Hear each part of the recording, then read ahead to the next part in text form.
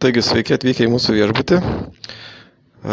Čia yra Barcelonos viešbutis, jis vadinasi 4R Playa Park. Tai tiesiog mes jame esame čia apsistoję ir parodžiau, kaip mes čia įeinam į kambarį. Tai manau, kad standartinis variantas, daug kur čia taip yra. Tiesą sakant,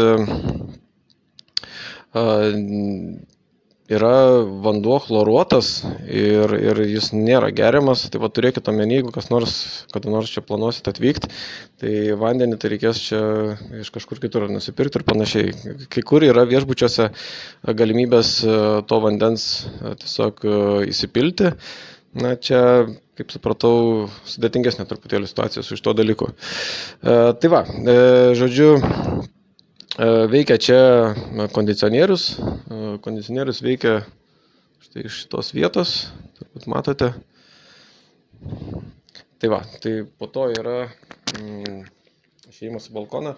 Tai dar norėjau pasakyti tai, kad tiesiog visą tai, ką radome po aptvarkymo kambarių tarnybos, tai viskas labai gražiai sutvarkyta, viskas yra gerai.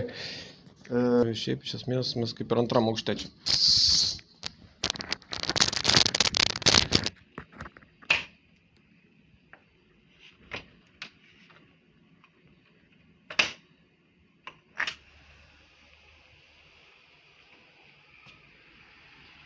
Tai čia mūsų toks mūsų vaizdas pro langą matosi. Matome jūrą, tai labai smagu. Kai kurie vaizdai yra į baseiną. Iš tikrųjų viešbutis tai pakankamai didelis, yra apie 300 kambarių.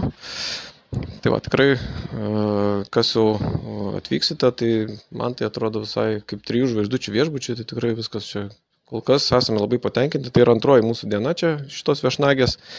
Tai kol kas viskas yra gerai, galbūt nebent kažkokių detalių papasakosiu šiek tiek vėliau kituose video epizoduose.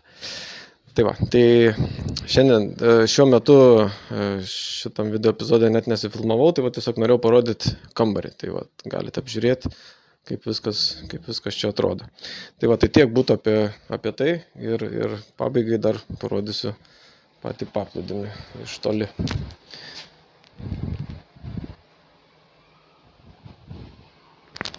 Tai va, sėkmės visiems ir iki kito epizodo.